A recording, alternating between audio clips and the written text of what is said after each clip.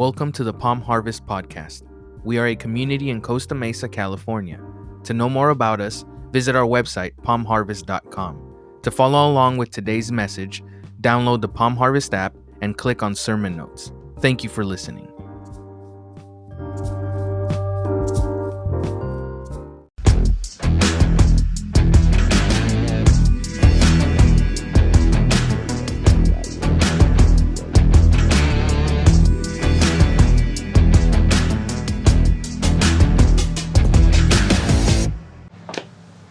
Hello, my friends.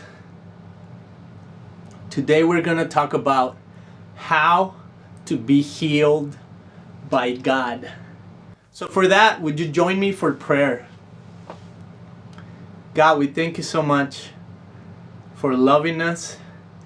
We thank you for showing us what love is, for showcasing it yourself through your Son, Jesus, for accepting us, and for inspiring us to live lives like you did. I pray that whoever's listening, whoever's watching, that they can be inspired by you so that they can live their best life. I pray this in the name of Jesus. Amen.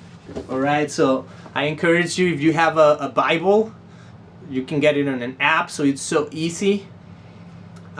It's 2 Kings chapter 5, and it goes like this. Naaman was general of the army under the king of Aram. He was important to his master, who held him in the highest esteem, because it was by him that God had given victory to Aram. A truly great man, but afflicted with a grievous skin disease. So, there we have disease. But today we're going to learn how to be healed by God. Alright? So, let's keep reading. It so happened that Aram, on one of its raiding expeditions against Israel, captured a young girl who became maid to Naaman's wife. One day she said to her mistress, "Oh, if only my master could meet the prophet of Samaria, he would be healed of his skin disease." I want to talk about Naaman's wife because she's mentioned 2 times in this story. He's mentioned when he says he became maid to Naaman's wife, and then one day she said to her mistress. The young girl said to her mistress. Those are the only 2 times she's mentioned. And I want to talk about the process that Naaman went through to get his ultimate healing in the Jordan River. So if you're with me, we're going to do something different today, because I'm not just going to be talking right now. When I was reading this story, it reminded me like right away of a story that Jesus told in Matthew. And as I was thinking of the story in Matthew, I remember this story that my wife just told me a couple weeks ago. And it's about her friend who had lost a precious, expensive jewel and how she found it. Right? So exciting news. So this is how it's going to be. We're going to hear their story. We're going to hear them telling us the story. And then we're going to come back so that we can learn how did God bring about healing to our friend and to you as he did to Naaman. What is your most valuable possession? What is it that you have that makes you think that you're rich? Is it something? Is it someone? Is it something you own? Is it a place? Is it a thing? Is it an ambition?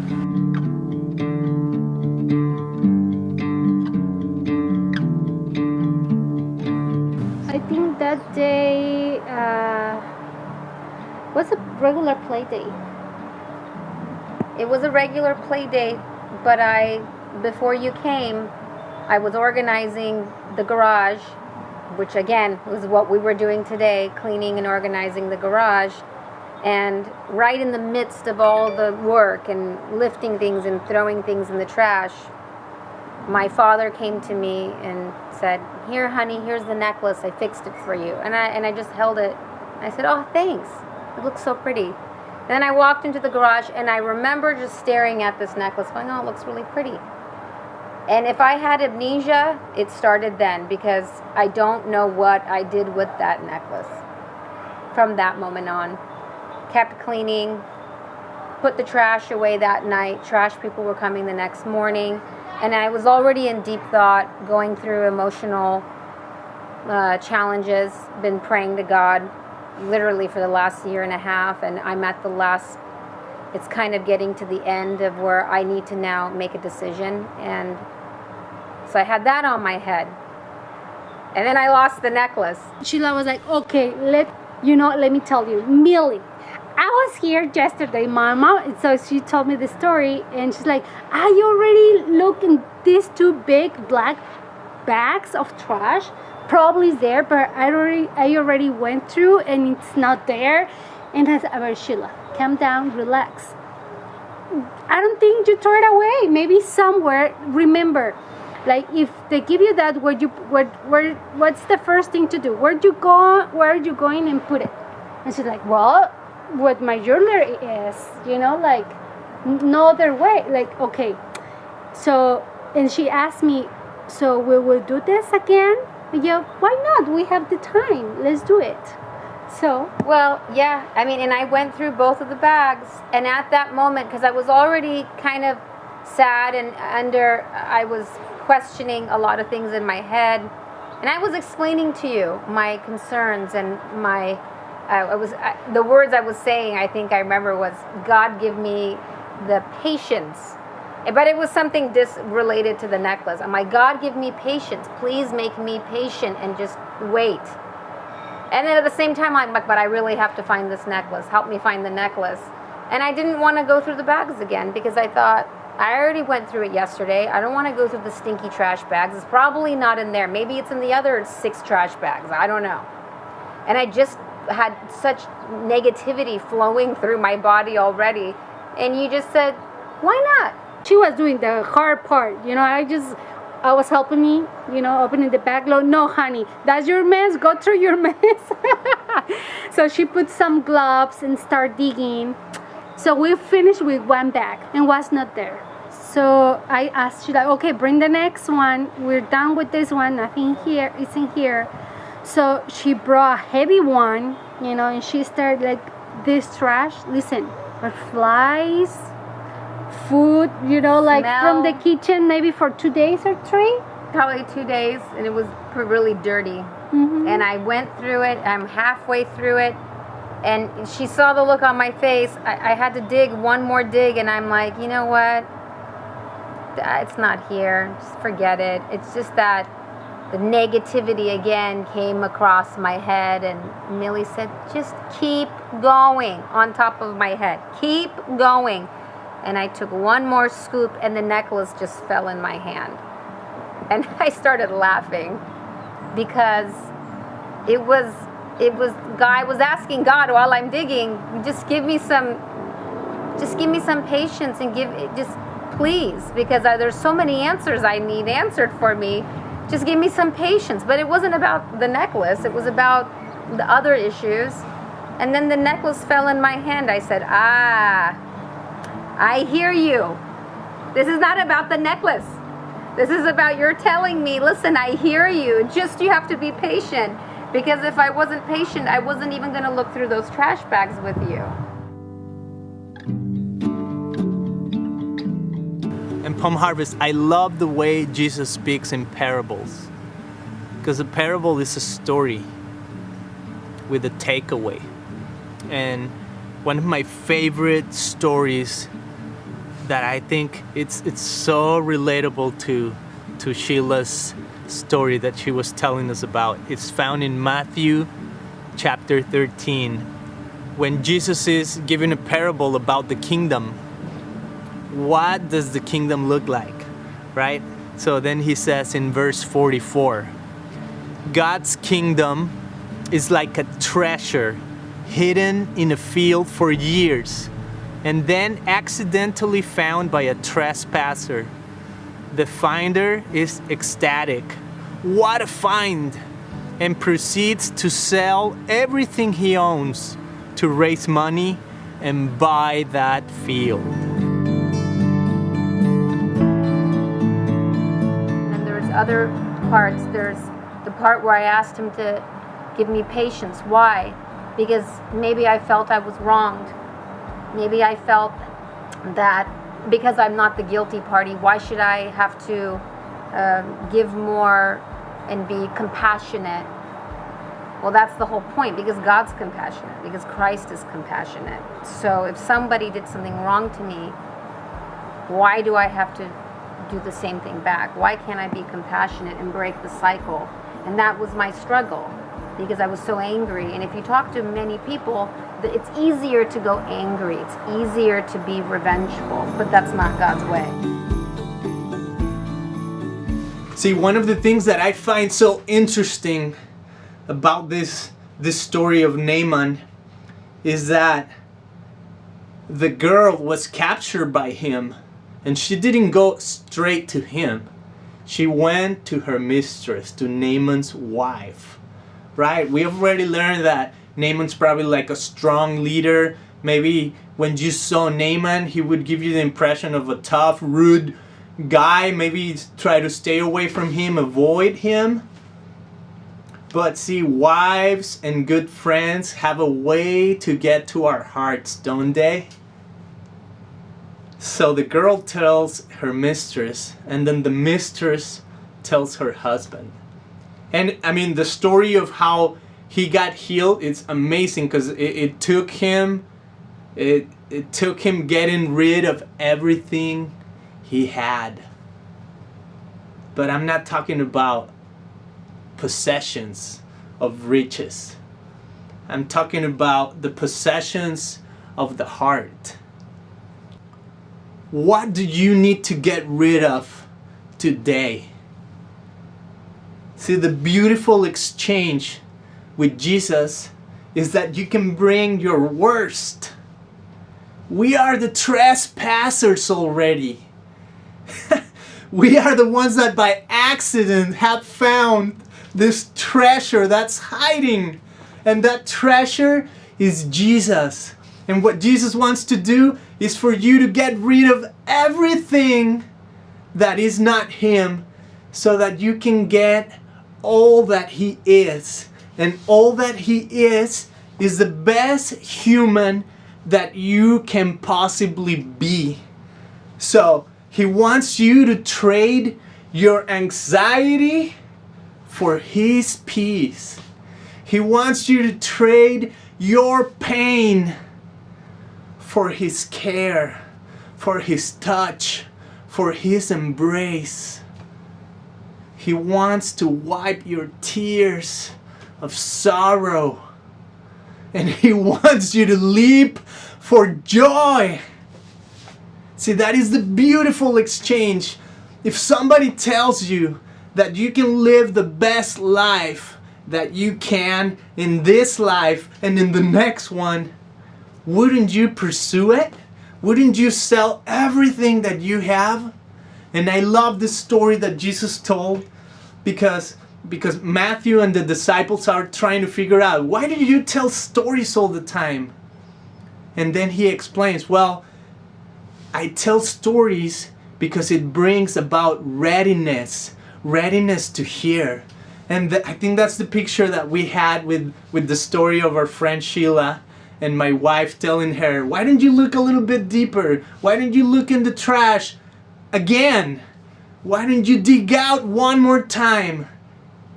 And then she found that precious jewel. This almost seems like an unfair transaction. And it is. One of my favorite bands called Relient K, they have a song that says, the beauty of grace is that it makes life not fair. See, this is the exchange, that we have nothing good to offer. It's almost like all that we have is all the baggage. It's all our crap. It's all our ugliness. And Jesus says, you are the trespassers. But do you see the treasure that's hiding?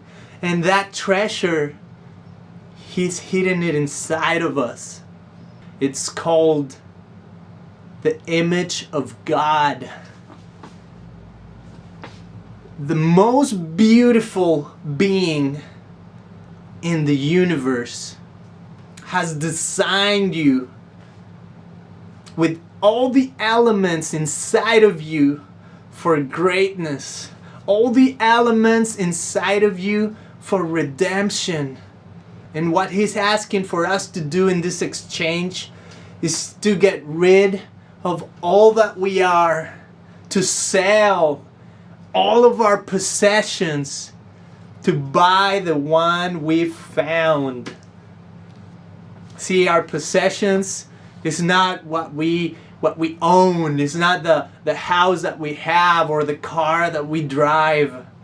Our possessions is what's in our hearts. It's that unforgiveness.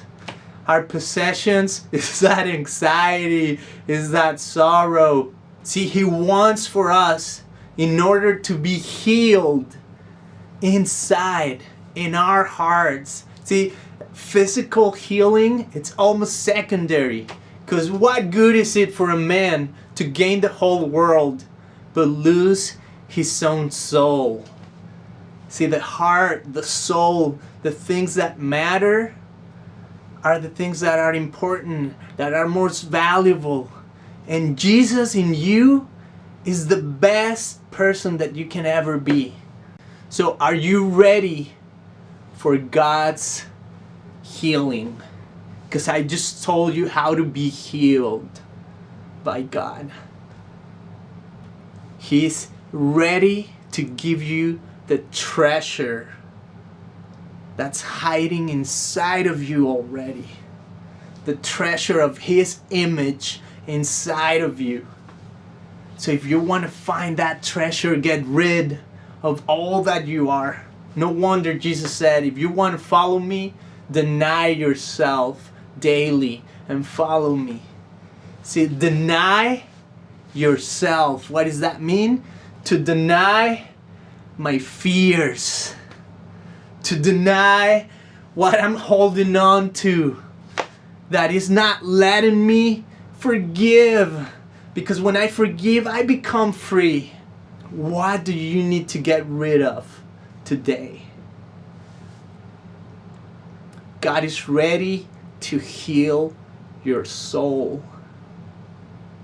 Are you ready to lay it all down at His feet? If you are, I invite you to say, Lord, I give you my life. I want you to come and replace all of me. Because whatever's inside of me, whatever's not good, I don't want it. I only want the goodness that you offer, the treasure that's already inside of me, but I can't see it.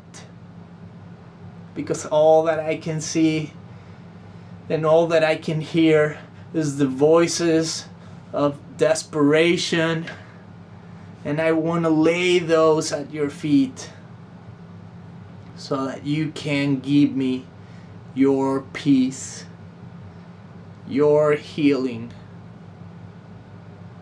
your restorative touch in my life.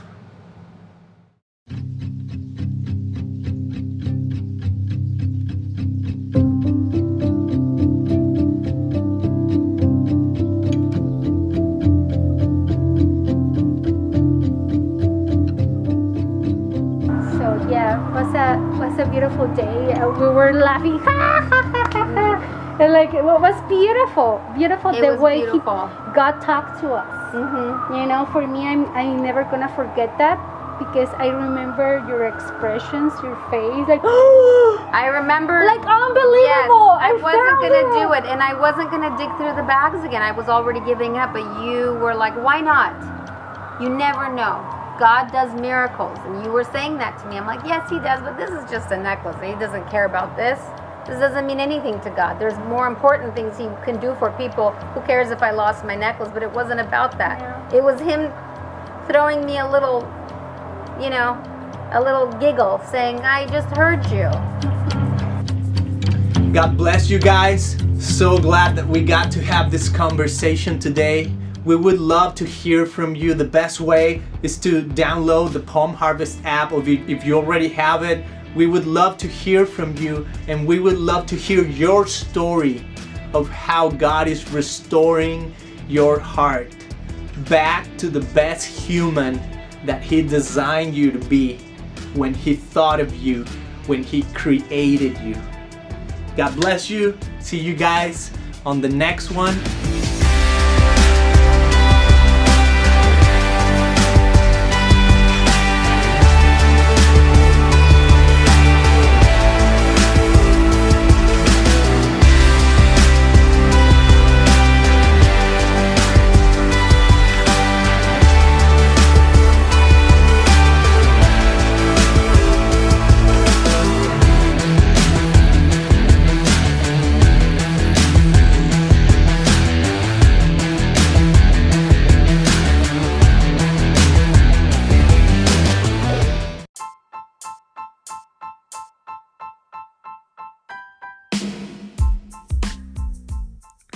Thank you for listening to the Palm Harvest podcast. We would love to get to know you, so download the Palm Harvest app for free and fill out our connection card.